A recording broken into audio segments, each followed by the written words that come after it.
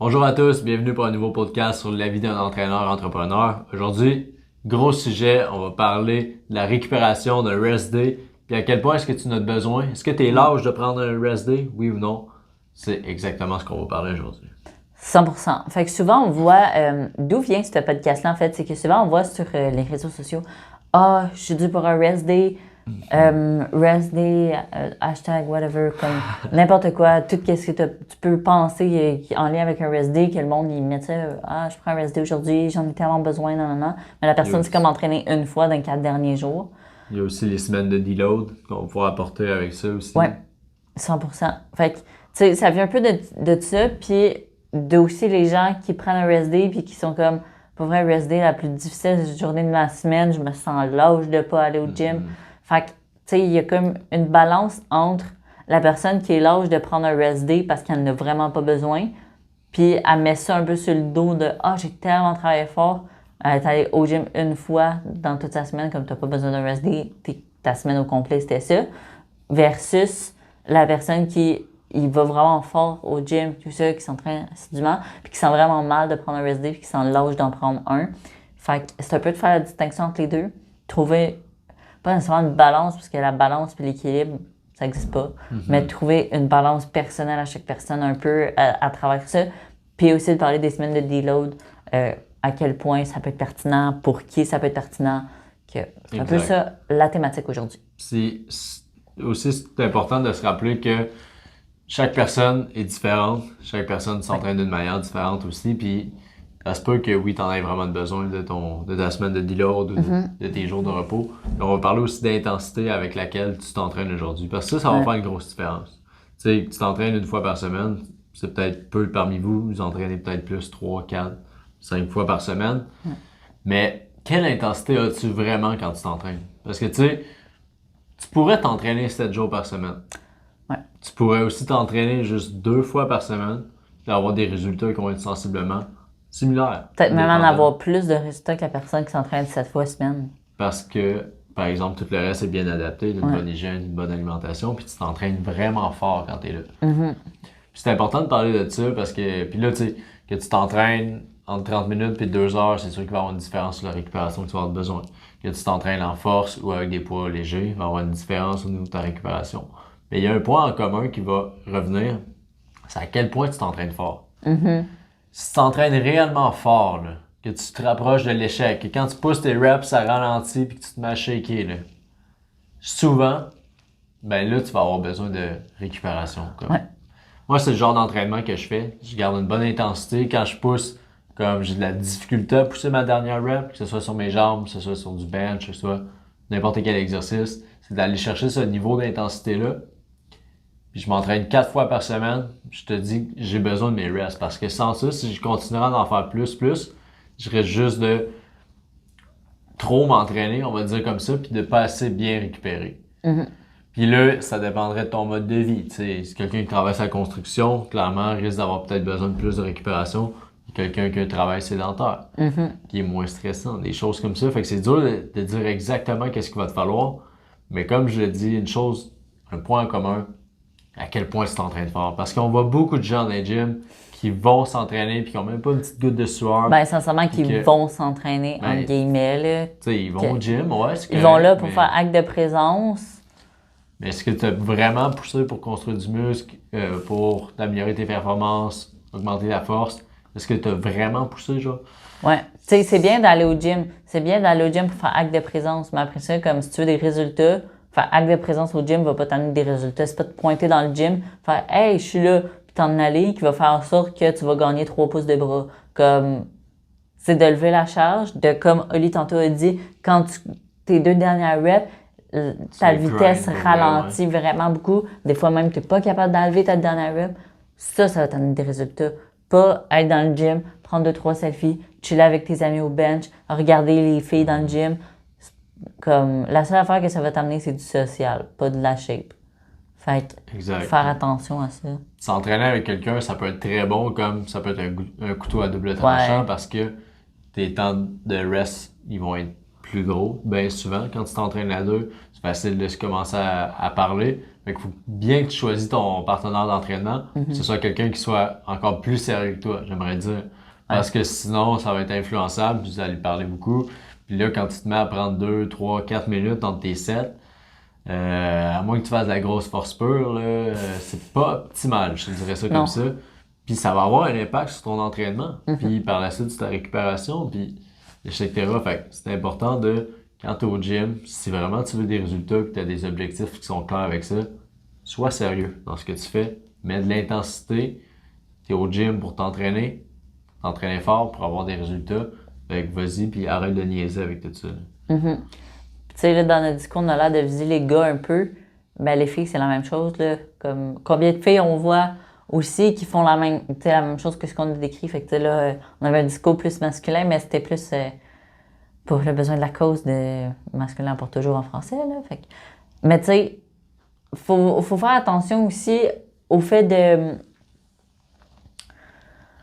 comme, d'aller au gym, puis, tu sais, un peu comme je disais tantôt, je sais pas comment l'exprimer sans donner un exemple vraiment trop savage, mais tu vas au gym, puis là, le lendemain, tu prends un rest day, puis après, tu retournes au gym, tu prends un rest day, mais comme, dans le fond, t'as pas tant forcé, puis t'es comme, j'ai vraiment besoin de mon rest day, mais dans le fond, c'est juste de la lâcheté, puis de la paresse, que t'as pas le goût d'y aller cette journée-là, puis tu mets ça sur le dos, j'ai tellement bien travaillé que j'ai besoin d'un rest day. Non, t'en as pas besoin. T'as besoin de discipline, puis de te botter le cul pour aller au gym. C'est ça que t'as besoin aujourd'hui. Fait que, tu sais, bon, j'essaie d'y aller pas trop savage, mais Non, mais c'est un peu ça, tu peut-être qu'il y sais. avait besoin de... Puis ça s'applique à toi si tu as des objectifs physiques. Si t'en as pas, ben là, c'est bien correct, fais ce que tu veux. Tu sais, c'est correct, tu vas au gym, peut-être pour te garder en santé puis bouger, puis c'est correct. faire une Mais activité. si tu dis que tu veux des résultats vraiment que peut-être t'es pas satisfait de ta shape en ce moment, t'es pas satisfait de ton physique ou des résultats que tu as ou des charges que tu lèves, mais si tu y vas avec un esprit de je vais aller au gym, mais je vais pas tant me dépasser, ben tu vas rester dans la même situation d'aujourd'hui, puis c'est plate, ça va être comme ça toujours. Fait que si tu veux changer la situation dans laquelle tu es aujourd'hui, puis que tu as des objectifs clairs, que définis que tu veux avoir soit plus de masse, être plus fort, être plus forte, être plus performant dans ce que tu fais, ben il va falloir que tu te pousses au-delà de tes limites un peu, que tu lâches justement ce sentiment-là, le lâcheté-là, de dire je prends un break ou j'y vais mollo. Parce que c'est pas avec cette attitude-là que tu pourras arriver à tes objectifs. Fait que, tu sais, c'est un peu un pep talk dans ce sens-là, juste de dire que si tes objectifs sont hauts, tu peux pas espérer avoir un niveau d'action qui est bas. Il va falloir que tu aies des actions qui sont hautes pour arriver là. Ça, c'est un peu dans chacun des aspects de ta vie. T'sais. Si tu as des objectifs financiers qui sont hauts, ben peut-être qu'il va falloir que tu travailles fort ou intelligemment pour y arriver. Puis dans n'importe quel autre aspect, que ce soit tes relations, si tu veux des relations qui sont bonnes, ben, il va falloir que tu travailles dessus. T'sais. Si tu mets aucun effort dans ta relation de couple, guess what? Tu vas avoir les résultats qui vont venir avec. Ouais. C'est un couple average. Tu sais, c'est un peu la même chose aussi au niveau des cheats. Il y a beaucoup de monde, mettons, qui est encore sur Instagram, fameux Instagram, ou même TikTok, c'est rendu intense aussi. Qui sont comme, je me suis entraîné aujourd'hui, j'ai le droit à un cheat day. C'est ça, je mérite mon cheat. Est-ce que... pas un cheat meal, un cheat day. Oui, on s'entend, un cheat day, c'est plus comme une mauvaise habitude alimentaire, d'habitude de vie. Là.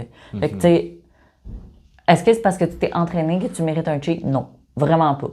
Comme, techniquement parlant, at some point, est-ce que tu vas t'entraîner pour pouvoir manger n'importe quoi à côté? Mais, OK, tu peux faire ça, tu n'auras juste pas de résultat par contre. Comme, évidemment que la meilleure chose à faire pour un entraînement, c'est donner à ton corps les nutriments qu'il a besoin, pas d'aller te claquer une poutine à la belle province. Là. Fait que, tu sais, oui, des fois, faire un cheat, socialement, c'est bien, mais est-ce que tu as besoin d'un cheat à chaque fois que tu vas t'entraîner? Vraiment pas. Est-ce que tu as besoin d'un cheat à chaque fois que tu as fait une belle semaine côté alimentation? Vraiment pas. Tu as peut-être besoin de plus de motivation, pas de motivation en fait, de discipline. De discipline, puis d'un cadre que tu es capable de respecter aussi. Parce que souvent avec ça, c'est que c'est une récompense que tu vas te donner, puis c'est un peu une mauvaise habitude que tu crées avec ça parce que tu n'as pas nécessairement besoin de ça. Non, ben j'ai un exemple par rapport à ça. Il y a déjà quelqu'un qui m'a dit ça, c'est savage, mais c'est vrai. Le monde qui se récompense par de la bouffe, t'es pas un chien, t'es un humain. On récompense pas les humains avec de la bouffe, on récompense les humains avec des expériences puis du bonheur. Pas de la bouffe. T'es pas un chien, tu mérites pas un nonos. Non, c'est vrai. C'est vrai que ça rentre dedans, mais comme, Ouais. clairement, ça peut faire réaliser des choses. Puis c'est correct, tu sais, on va tous manger autre chose des fois, puis Ben on oui. va tous, tu sais, on le met en guillemets de cheat, tu sais, c'est un repas, ça peut être un repas récompense, ou peu importe comment tu l'appelles pour toi, Un mais repas c'est juste de plaisir. pas nécessairement l'associer à ah, je me suis entraîné fort, je dois faire ça. Parce que Mhm. clairement, t'es vraiment pas Ou obligé je de cheater. mérite. Exact. T'es vraiment pas obligé de cheater pour avoir des résultats. Puis là, tu vas peut-être Non. dire, oh, ben j'ai lu, il faut faire une relance ou il faut faire un cheat meal pour relancer le système. Comme tu fais pas du Mais, bodybuilding de compétition, ça s'applique plus ou moins, là, ouais, sincèrement. c'est ça. À Comme moins ta vie au complet avant était un cheat, fait que maintenant tu peux rattraper ça. que Mais... c'est ça. T'en as une coupe en réserve, peut-être. ouais, c'est ça. Mais tu sais, à la limite, comme il existe justement des augmentations, des diet breaks, que ça s'appelle juste que dans le fond, tu augmentes un peu la quantité de glucides, de lipides de la personne, mais avec des aliments clean. Dans le fond, tu vas juste manger les mêmes aliments que tu manges habituellement dans ta structure ou dans ton plan alimentaire, mais en plus grande quantité pendant une courte période de temps, puis après tu vas retourner. Exact. Puis tu sais, c'est une chose à se souvenir de tout ça, c'est que ce discours-là est axé si tu veux avoir des résultats. Ouais. Si pour toi, tu t'en fous, puis que c'est pas grave vraiment ton physique ou tes performances ou les charges que tu lèves, mais guess what, tu peux faire ce que tu veux, tu sais, on n'est pas là pour t'obliger à manger super clean, mais tu sais, on est là pour t'informer que peut-être, ben en fait, pas que juste peut-être, c'est pas nécessaire de faire ça. Si tu veux le faire, ça te fait du bien, ok, mais prends aussi la responsabilité que ça va peut-être nuire à tes résultats. Puis ça va sûrement nuire à tes résultats. Surtout si tu en prends l'habitude de le faire souvent. En fait, ça va fort probablement, genre Ouais, ça va 99,9%. augmenter à chaque fois. Parce qu'à la limite, ça ne nuit pas à ta shape, à ta condition physique, ça va nuire à ta digestion, ça va nuire à ton sommeil, C'est ça va ça, nuire fait que ça à... va avoir plus d'impact négatif. Et, après ça, on pourrait dire, ah, ben, il y a des cheats qui sont mieux que d'autres. Ok, Oui, c'est ouais, vrai. mais fais juste garder à l'idée que quand tu fais ça, c'est pas pour te récompenser. Ouais. Puis que si tu l'associes toujours à j'ai fait un gros entraînement, je peux, ben, tu sais, ça revient tantôt un peu à notre exemple de lâcheté avec le gym. Si tu associes ça avec ça, c'est pas une bonne association, puis ça va nuire sur tes résultats sur le long terme. Ça, c'est sûr à 100%. Ouais. Je trouve que... Je pense qu'il n'y a pas vraiment C'était grand plus chose un d'autre à pep... dire. Ouais, c'était plus un pep talk que de la théorie, mais je pense que c'est des choses qui étaient bénéfiques à dire, puis qui a pas ben Pour comme... te faire comprendre, puis peut-être que toi qui écoutes le podcast, ça tu le Ouais. comprends déjà, mais tu as un ami ou une amie qui comprend pas vraiment ça. Fait que peut-être d'y envoyer, peut-être ça va être dur sur le moment de comprendre ça. Mais c'est pas toi qui les dis, c'est nous autres, fait qu'au Exact, pire. exact. Bon, peut-être que cette personne va nous haïr, mais écoute les autres podcasts puis comprends ce qu'on veut dire avec ça. Puis, Ouais, at il y a some du point, sens. je pense que si tu nous haïs, c'est que c'est un peu C'est qu'on a confrontant raison. pour toi. Ouais. Exact, exact.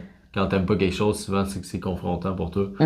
Puis il y a une partie de ça qu'il a raison, puis ça te fait chier, on va dire comme ça, de l'entendre. Fait que juste penser à ça, puis sur ça m'arrive de cheater moi aussi. Mais Ouais. juste que j'ai conscience. Ça m'arrive de pourquoi je le prendre des fais. rest days aussi, mais Ouais. je sais C'est que normal. parce qu'ils sont bénéfiques pour moi à ce moment-là. Fait que, tu sais, les deux choses qu'on a parlé aujourd'hui, des rest days puis des cheats, c'est pas de la lâcheté.